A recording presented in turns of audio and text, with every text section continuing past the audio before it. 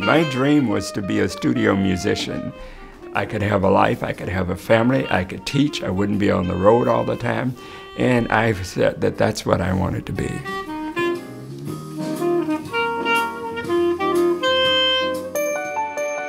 School was good until about the 6th grade.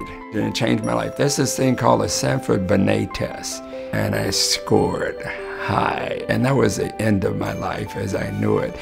We had a compassionate community where the teachers decided my life, that I would take math, that I would take science, and all the good stuff was gone. But I was hooked on music in the 7th grade, and from that point I wanted to be a musician.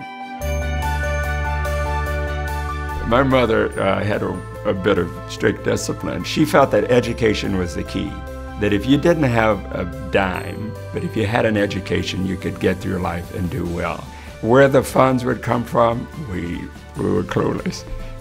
My brother was a football player, and the schools were such that you could have a girlfriend to come to college with you, and they would pay her way. And so he said, well, I can have a little brother that can go to college and he'll pay his way. So I had a full football scholarship, never played a day.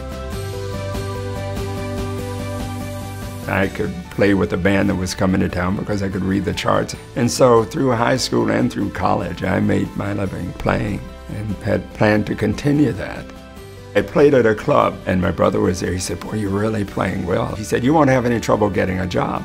There are band directors that are retiring, but I didn't really want to be a band director. He said, well, you know, what else have you thought of? I said, really, I hadn't thought of anything. He said, well, why not medicine? I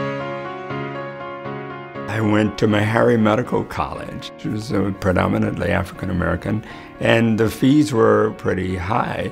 And during that time, the University of Tennessee specifically was segregated, and they were being protested by the NAACP as to why that there were no blacks. And it was, of course, the obvious reason that no blacks qualified.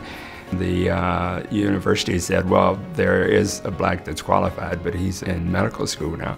And we looked at the difference in the private medical school and the state medical school. It was an easy decision.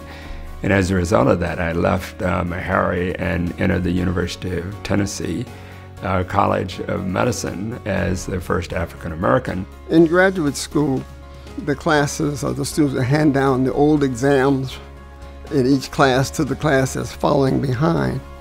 And so understanding what it would be in an area that you're not welcome, he had no access to none of that. And so all of his performance was because of his tremendous capacity to learn.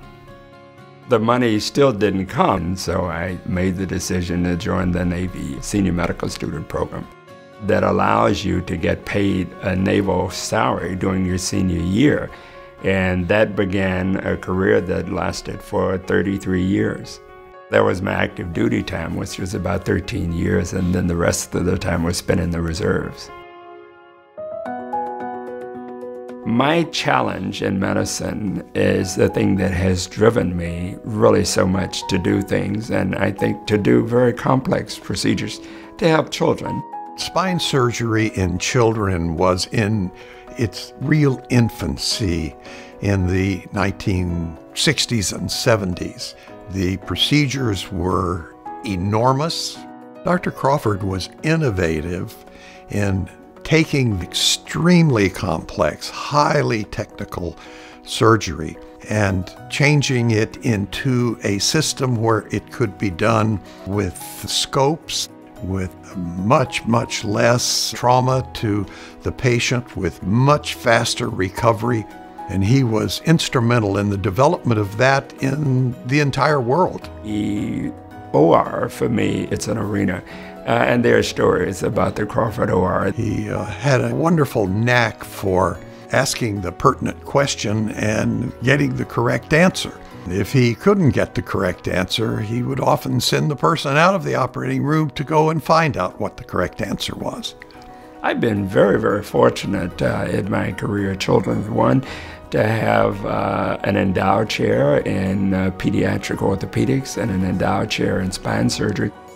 But then the spine center to be dedicated to me was just sort of the icing on the cake. I never expected that. I would like it to be the best spine center on the universe.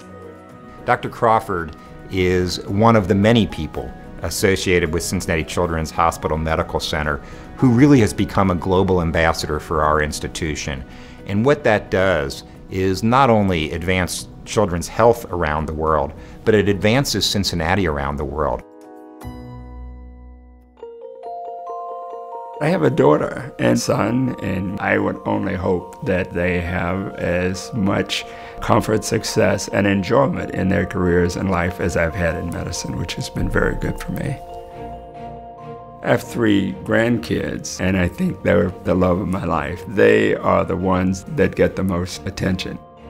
My wife, who is responsible for everything I've ever done and everything that I will ever do, who leads me and guides me in every way she can.